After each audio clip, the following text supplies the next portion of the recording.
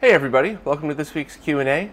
I'm going to do another mid-month mini giveaway because I emailed Patreon about the giveaways and they refused to get back to me, so screw it. I'm going to keep doing it. I'm going to keep doing all this stuff until I hear back from them or I hear otherwise.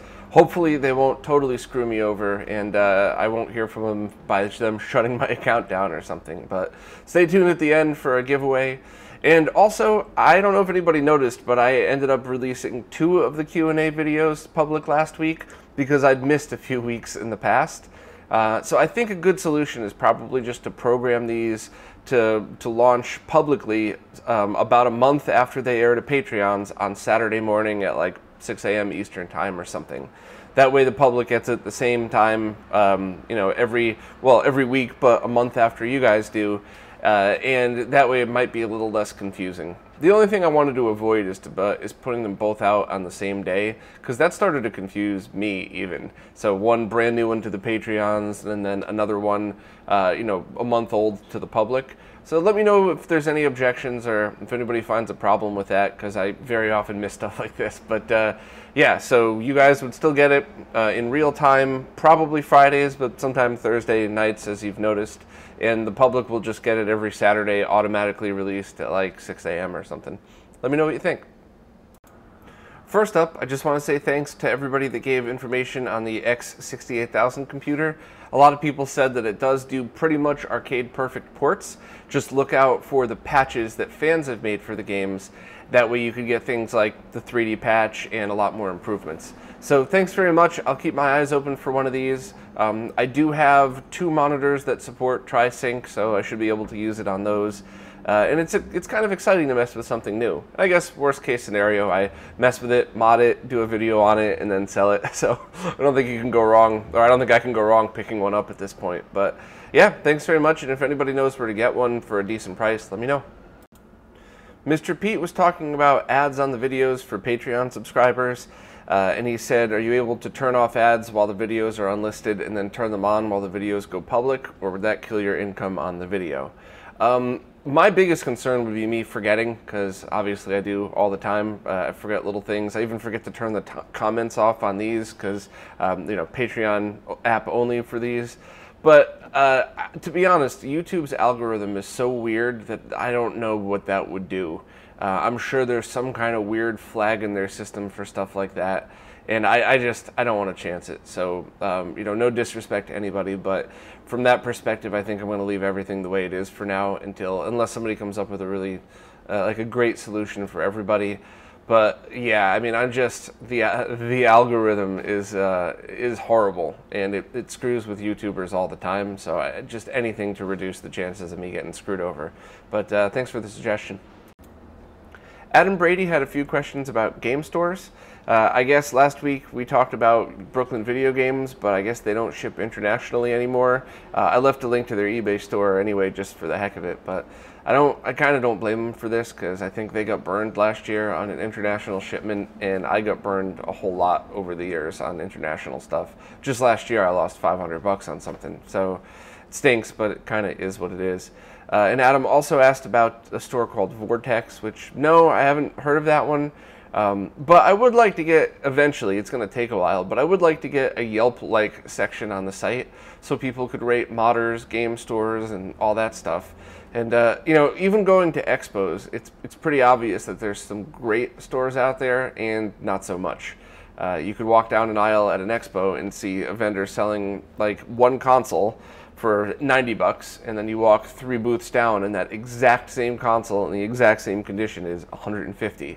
So yeah, I think maybe getting something like that on the site would be pretty awesome. It's just going to take months because I still haven't even finished the work that I have to do by the end of this month. But I'll get to it. Darkstar7 was talking about adding hard drives to a slim PS2. And while I've looked into that, there are a few things about it that seemed like it wasn't as good as doing that on a fat PS2. You could use USB, but it's too slow. It's USB 1.1, and I think it's to the point where music might not even play in real time. I could be wrong about that, but I remember there was one very specific shortcoming of USB. There are adapters that allow you to tap into it and install an external hard drive. So it's essentially just going right to the IDE pins on the board. Beyond Pixels, my buddy Chris said that version 12 and 13 are the only ones compatible, but I think there were methods for other versions of the PS2 Slim.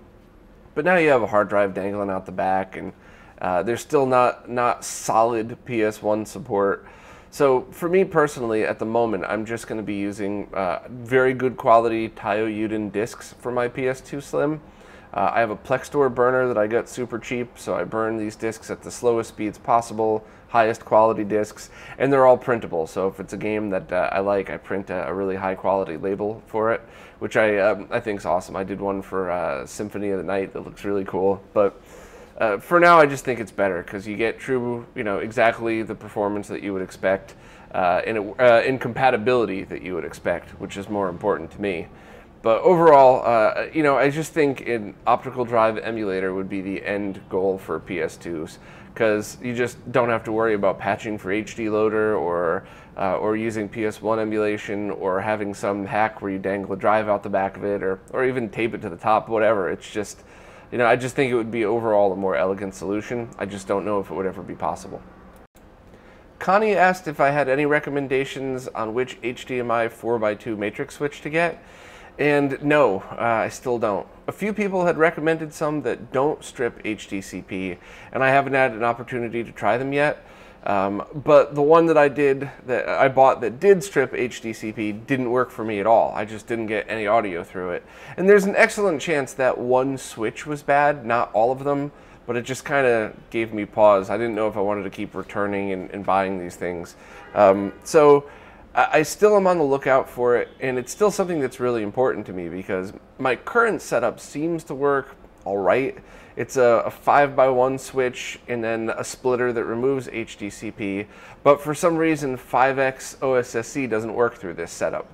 So I don't know if it's the switch, the splitter, or what. So I'm still looking for it, and as soon as I find one, I will absolutely post and even do a mini review on it or something. Even if it's just a 2-minute video, whatever. I'd rather get that info out there for people.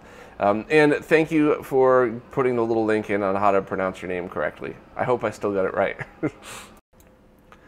Doug Gulich had a couple of questions. First, he said he has a Samsung 4K TV and notices that, at least to him, most of his consoles seem to look better in 2X mode than like 5X mode.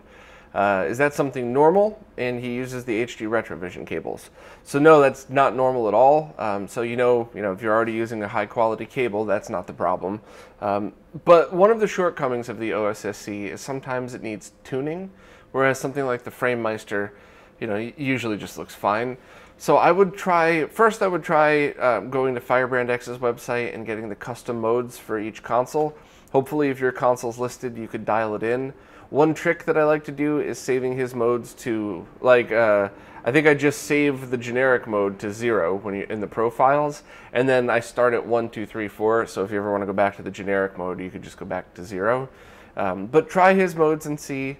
But it's usually, when things like this happen, it's usually compatibility with the TV itself. So I had a Panasonic Plasma that was only compatible with 2X mode, and I used a couple of weird tricks to get it compatible with the higher modes, and while it worked, it looked terrible. So it's probably a compatibility issue. Just maybe try the different tweaking settings. Especially in 5X mode, somebody said that on their TV, 1600 by 1200 mode looked way better than 5X via 1080p. So it's really just something where you'd have to take the time to tweak it and mess with all the different settings, which stinks because it's not an easy process. But maybe try Firebrand X's video that shows how to find your own settings, and of course just try his settings first because he's already found them, and hopefully that might solve the issue. Daniel Yochana was talking about recording game footage without an HDMI scaler, and yeah, that's totally possible, but there's a few shortcomings of it. So the capture cards that I've used to do this in the past is the DataPath Vision cards and the Epiphan DVI to USB 3. I'm pretty sure that's what it is. And both worked. The Epiphan required some tweaking through the control panel, and I don't remember if compatibility was 100%, but I think if I did something like manually change the VGA analog mode to 320 by 240 and pump in SNES, it would work fine. And I think it worked okay if you need a USB version of that. The data paths are internal cards only, and those definitely work fine, but the quality of the analog signal isn't perfect. So to be specific, for 240p consoles, it doesn't process the resolution totally right. So if you were just looking to do something like do a 3x scale and capture in 720p, just for something like streaming or just for basic footage capture, I think you would be happy with it. But if you wanted the best quality, or if you're doing testing, like if you're doing any kind of mods and you wanted to test your footage, the data path wouldn't be the best for that, because you're going to notice some artifacts that don't exist. It's a result of the capture, not of the output signal. So there's ways to do it. Situations like this, I would usually lean more towards something like the RetroTink 2X, because now you could just get any HDMI or DVI capture card, capture in 480p 60, and it'll look totally fine. That might not fit your needs. If you have all SCART, you would have to find a way to break out that signal and then convert it to component. Or one of the things that I liked about some of those, the new adapters that were coming out that you could plug into different consoles and maybe get RGB out for your monitor, but S-video out for the RetroTink. It really just depends on the amount of quality that you need and what you're using it for. So maybe consider some of those solutions, and if you want any more details, ask again in this week's Q&A, not in your old comment, and I'll see if I can answer better next week. Adam W. said he found a solution of running Android on a Raspberry Pi called the Mteria OS, and he said it seems to be a decent enough solution, and he was even able to get the Christian Whitehead releases of Sonic 1 and 2 running in 240p on this device, and he said it worked pretty well. So that's really exciting. That's one step closer to getting AM2R on that, and to be honest, I think I'd like to try the Sonic 1 and Sonic 2 Android versions on this as well. So if anybody wants to try messing with this stuff, or maybe you just already have it done and you want to create an image, let me know. I'll put a link in the description for how to create software images, a thing I've been doing for forever. It's an IT trick I've been using since I started in IT when I was a kid. But disk imaging now, if you use Clonezilla, can work with anything. It can work with your PC hard drive, it can work with a Raspberry Pi arcade image. So I have the page written, and I've yet to do a video on it, but I'm really excited to, because this is one of those moments where my IT background and my retro nerd background combine. So yeah, if anybody wants to send me an image of it via Win32 Disk Imager, Clonezilla, whatever, I would really love to try that out. And I think it'd be really awesome to get like a Raspberry Pi OS setup with the Christian Whitehead releases, AM2R, and maybe any other really awesome Android port that would work well in a 240p environment. Brian Harmon wanted to know if it's worth getting higher end cables for video applications like Laserdisc, or I guess probably VCRs too. And yes, but don't go crazy. My opinion is that a cheap $2 cable is going to make any signal look worse than it could, even if it's something as bad as composite video.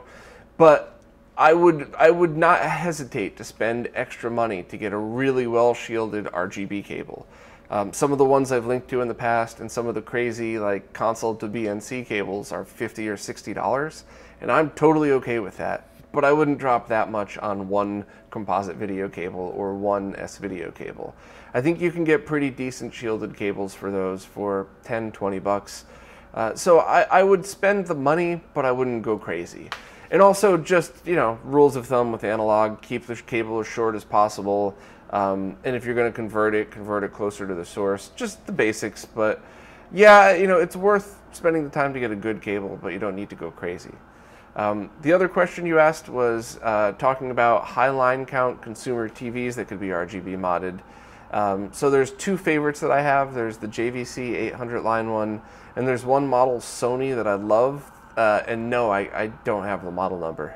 I'll try to find it though, but it's basically the ones with the black casing and the back that dips down below. So if you see them like that, I'm 99.9% sure they could all be RGB modded.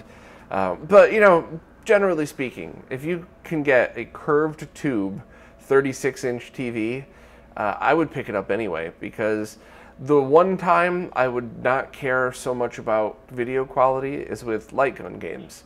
So if I had a choice between having a flawless, brand new 20-inch BVM to use a light gun game, or just using composite video on a 36-inch monitor, I think I would take composite video, just because it's so much cooler of an experience. You know, you blasting away at this big-ass screen. So that's just my opinion. Something to keep in mind. But yeah, any big TV with a curved screen, so it works well with light gun games. If you could fit it in your house, you know, it would be worth picking up, even if you end up swapping it out for a different one at some point. Kyle Gamblin asked if there's any RGB SCART cable that has an optical cable input built right in. He's using it with an RGB modded SNES, but that would apply to the PS2 as well, and probably other consoles, because there are optical mods for those. And no, and I don't think that's a good idea either, no offense. I think cables like that should be separate, because optical cables are pretty fragile, and you know, I think it's probably best treated separately. But there is that board, that add-on for the G-SCART switch that adds an optical port to each SCART input. I haven't tested one myself yet, but I'd really like to, and it's getting to the point where that's probably going to be the best solution for me. So hopefully I'll be able to try that soon and maybe have a video up on it. Dane Olds was talking about the Choreo downscaling boxes, which is basically a different type of Extron Super Emotia that you can get for much cheaper. I have one here. I couldn't get it to work, but I did see that post up on Shmups where somebody wrote a guide to get it working. So I'm going to retest mine, and I'm going to test their guide as well. And if it's any good, I might even contact the writer and ask if I could use that guide up on my site, because I did scroll through and it looked pretty cool. And I've had people tell me those are good solutions. I just really would like to test one myself and compare it to the Super Emotia, which is what a lot of people have been using in the past. And it's a great solution. It does add 1 frame of lag, but it's kind of tolerable in this, you know, if you're using on a CRT. And it does do a pretty darn good job of giving a true 240p look to a 480p game. So hopefully the Choreo could be just as good. Sterling Ferentz posted about Chris Kohler, the Kotaku writer that just did the pretty cool write-up about the SNES CD, and said that he's a member of their local retro gaming community and has a history of good writing. So I'm really glad to hear that, and I'm really glad that somebody who writes for Kotaku stands out like that, because I've had some very bad experiences with the major blogs over the years, especially with stealing my stuff without crediting or doing terrible write-ups that don't make any sense. So it's good to know that there's somebody that cares about retro gaming is working for one of these places, because overall that's certainly not been, maybe I shouldn't say that's not been the case, because I'm sure there's people that care enough about the community to write a post but don't know enough to do it right. And this isn't me being picky, like, oh, they said 400 millivolts and it's 392. Like, it's not. I've seen some pretty terrible posts, I guess. This is the short way to sum this up, is I've seen some terrible retro gaming related posts since I've started this website. So it's good to know that there's people out there that are on our team. So thanks for posting. Hopefully one of these days I could interview them or talk to them more. Before I get to the giveaway, I just want to mention the Genesis tips and tricks video real quick. First of all, thank you so much for all of your feedback. I really love doing stuff like this, where I post early and kind of get everybody's thoughts and feelings on stuff. I'm very glad too that so far nobody's interpreted it as like, oh, you're trying to get us to do your proofreading for you. That's clearly not the intention. Everybody seems to get what I meant by this, and I just want to bring everybody in behind the scenes, if you will. And I definitely took your suggestions about the thumbnail. While my content will always be mine, I have no shame about a clickbaity thumbnail if it brings more people in.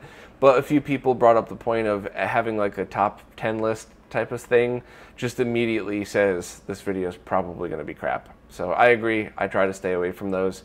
Or if I did go that route, I should really have gone all the way over the top and make it an actual top 10 video with good content. But you know, so I changed the thumbnail. I think just calling it tips and tricks is probably a better idea overall.